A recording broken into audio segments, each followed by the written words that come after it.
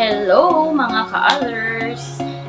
Siyempre, nandito na naman kayo sa aming channel. Welcome to the other side of Jaycely SC. So, ang vlog natin for today ay walang iba kundi review ng Homey Hotel Central. Okay, so yun na nga. Ang ibibigay namin sa inyo ay ang aming honest review sa Homey Hotel Central. So, from the word or from the title itself, nasa central area siya ng Hong Kong. Yun. So, i-review natin siya bale sa mga sumusunod na criteria. Una, yung price. Pangalawa, ayan, price. Pangalawa, yung amenities. Pangatlo, yung mga staff. And then, pang-apat, yung location. Yan, so, at ang sunod ay sa kanyang, ano ba ba? Overall impression. Parang all. Okay. So, let's start it. Okay. Sa ating unang criteria, which is the location. So, yun nga, yung Homey Hotel Central is nasa central area siya ng Hong Kong. So, yung central kasi, yun yung parang business district. Yes, yung observation namin. Kumbaga sa Philippines, siya yung Makati or Taguig, ganun siya.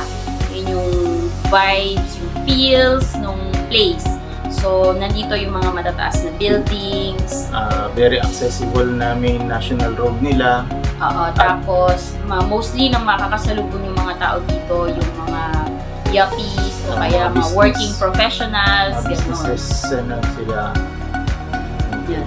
So, dahil nasa central siya, okay naman yung location niya. So, at isa pa, sabi namin sa location niya is malapit siya sa mga kainan, sa mga 7-Eleven. So, like, amenities talaga. So, ito, pakita namin sa inyo yung video ng location. Okay. Yan. So, paglabas, ayan na siya. May kainan na siya.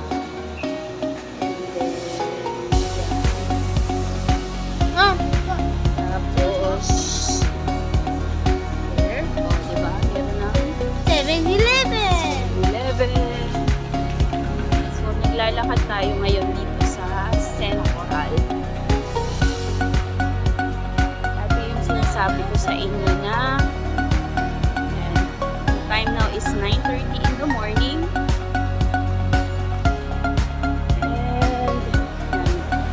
Merong mga pharmacy sa tabi.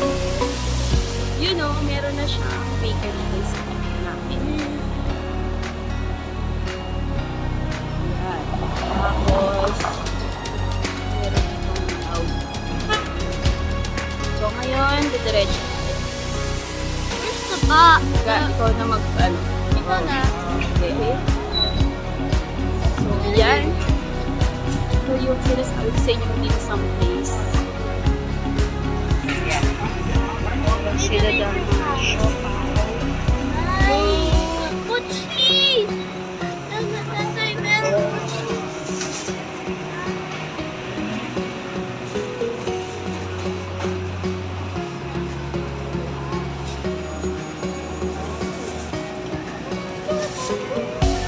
Yan. So, sa video ng location, makikita nyo na paglabas ng mismong Hotel na. hotel, nandoon na yung kainan. Sa harap na mismo, mga local delicacies din ng Hong Kong. Para siyang karinderya, Yeah, pero yun, feeling ko ganun yung ano niya, yung Kung dito sa ating setup, karinderya siya. kasi for example, nag-take out kami ng food na worth $34. Dalawang ulam na yun. Tapos isang kanin, maraming kanin. So, kinain namin siya, inabot pa ng breakfast. Ganun kadami yung serving. Then, So, pag liko nyo sa kanan, papuntang nandoon na yung 7-Eleven. So, bakit kailangan namin malapit ng 7-Eleven? For example, sasakay kayo ng mga MTR or tram.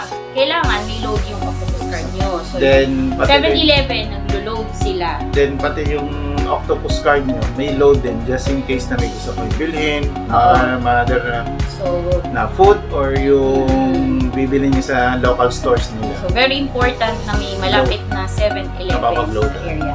At ang 7-Eleven nga pala sa Hong Kong ay hindi 24 hours. So, mas maganda kung kailangan nyo ng load. Pero maaga naman sila nagbubukas. And then, pag tumawid kayo from 7-Eleven, merong bakery. Yun amin. At, doon nyo makikita kasi may mga vlogs na sabi, must try sa Hong Kong yung pineapple bun. Sa mga local bakeries na observe namin during our time na nasa Hong Kong kami, yung mga local bakeries doon, lahat sila nagsiserve ng pineapple bun. So, iba-iba lang sila ng price. So far naman, nagre-range siya from $9 to $11. Ganun. At sa maganda, dahil may bakery nga sa tapat, may promo siya. Like, ganitong araw, 3 for 22. So, imagine, nakasave kayo ng 5 Hong Kong dollars. And then, pag diniretso nyo pa siya, yung kita nyo na yung corner din doon, may mga steamed rin. Oo, steamed. Yung mga dumplings, siomai, siopaw. Meron sila Yun. doon. So, kung anytime abutin kayo ng gutom, meron din silang promo din na the same nung sa bread. Na at pagdating actually, to ng isang oras, name lang yung store na yun. And we highly recommend that store kasi masarap yung saka though hindi sila magaling mag-English, alam mo na warm sila sa amin kasi natuwa sa anak namin. So, nabigyan siya ng free malaking buchi. Ang laki. Laki ng halos billiard ball. Ito naman is amenities. Amenities ng Homey Central.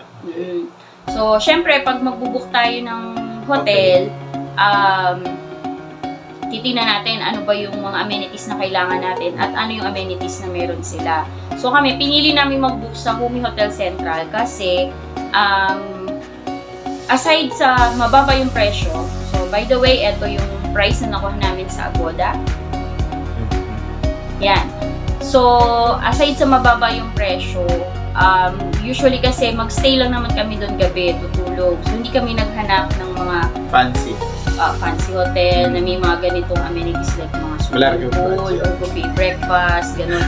So, basic amenities lang yung hinanap namin. So, meron naman sila noon. Water. Meron silang free na water heater. Electric kettle. Kasi sira yung water dispenser na nila. Meron kasi sila ng dispenser ng hot and cold, pero dahil sira yung dispenser ng hot, so nag-provide sila ng electric kettle kada room. Tapos pangalawa, meron silang complimentary bottled water. Bottled water, may coffee rin. Tapos sa baba, yun nga, pwede kayong mag-refill ng inyong water. Yung mga bag, bibili kayo sa 7-Eleven, Huwag nyo nang itatapon yun. Pwede nyo na siyang i-refill. Nakita naman namin, yung supplier nila ng mineral water, yung parang nire-refill din sa atin na galon-galon. Yung Bon Aqua. So, yun naman din yung mga mabibili na brand ng mineral water. Parang Wilkins nila doon. And then, meron silang free, complimentary na bath soap, tsaka shampoo sa kanilang bathroom. So, meron naman hot and cold yung kanilang shower. Meron silang provided na sleepers. Tapos, yes, meron din silang bath towels. Wala sila palang toothbrush at toothpaste kasi mapapansin nyo yung nakapaskil na parang national nilang doon na bawal na yung mga hotel na nagpo-provide ng mga more on plastics, nagko-control na sila doon.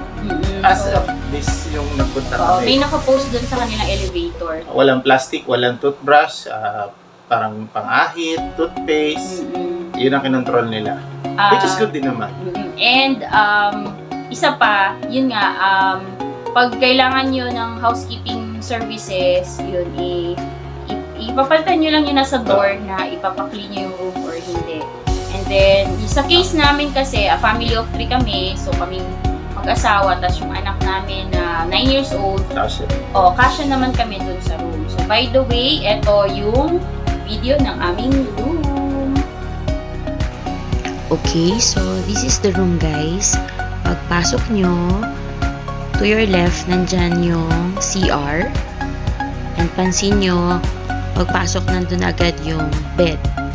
So, this is a queen size bed at believe it or not, nagkasya kaming tatlo dyan. So, yan. Ito naman yung bathroom, guys. Next, review natin yung kanilang mga staff. Siyempre, yung mga amenities, yun yung mga parang physical or tangibles nung room o diba, feeling. Yung staff nila, masasabi namin na approved sila. So, kasi sa Hong Kong, bibihira yung marunong mag-English. Well-versed sa English, hindi katulad natin.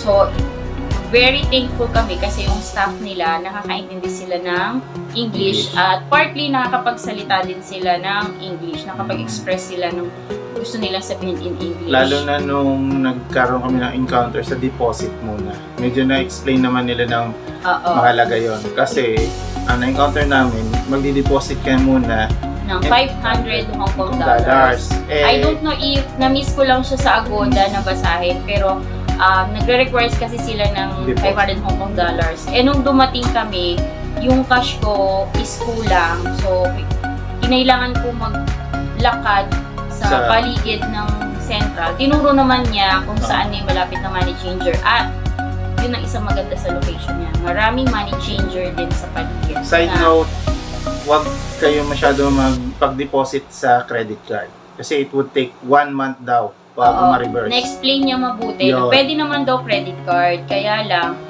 you will wait for a month. Yun, Na magre-reflect siya dun sa bill.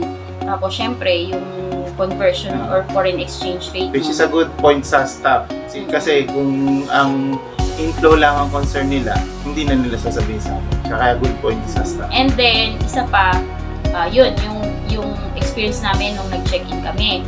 Tapos, during the stay namin doon, kasi 4 days din kami nag-stay, pag may mga location kami na kailangan namin hanapin, honest din yung sinasabi nila na malayo yan sa ganito or gano'n. Eto yung way na pwede yung daanan, wala pong ganyan daan doon, ganito, gano'n. And, yun, na-explain naman nila, like for example, ako, hindi na kasi kami nagpa-clean ng room. So, humingi na lang ako ng extra trash bag, extra toilet paper, at parang gabi na yun, mga 9 p.m. Meron pa rin sila. Yes, nakapag-provide sila at yun, thankful naman kami sa mga staff ng Homey Central. Thank you very much. And nung nag-check out naman tayo, Very smooth. Very smooth din siya. Walang Ni-refund yung deposit. Hindi siya katulad, dito sa atin. katulad dito sa atin na parang tatanong pa nila. Check kung bubulad natin ba ang kwarto, yun. Yun, sa case namin, mabilis naman siya na process yung pag-check out namin. Yan, so na-review na natin yung location, yung staff, yung amenities, yung price pala. So yung price, so eto nga siya sa Agoda. Yan, so if ma-check nyo siya, compare dun sa kasi merong way dun sa Agoda na i-compare nyo siya sa similar property. So, we would say na okay na okay siya. So, a rating of 1 to 5, it's a 5 for me.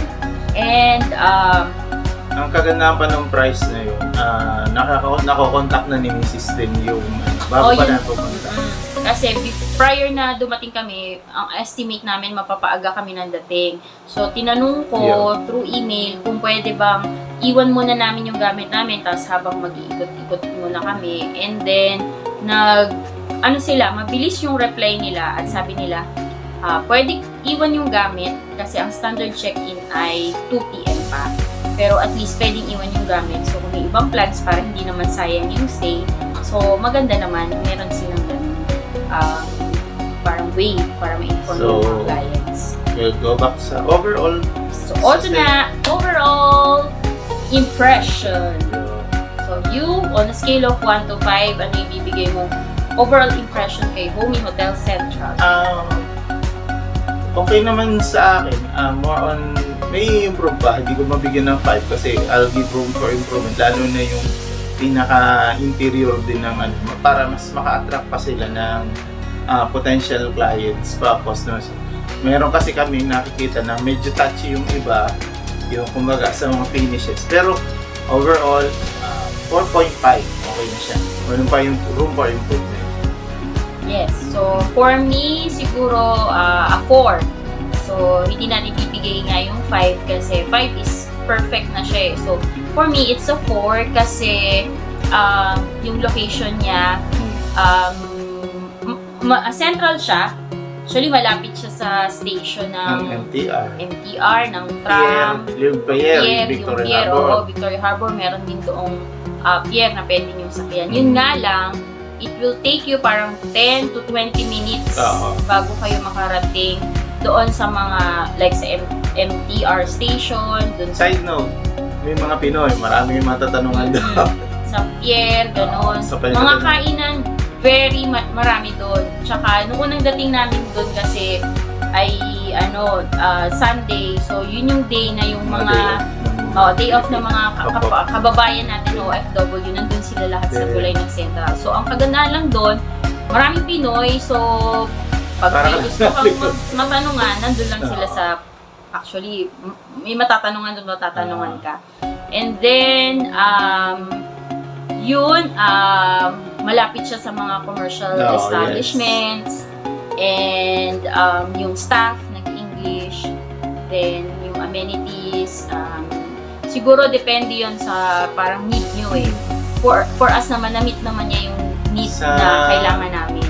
Sa overall, kung pasok naman sa namin, unlike kung yung, ako kasi more on sa travel, yung travel time, yung transpo, very na-master agad namin halos yung pinaka mga kailangan puntahan.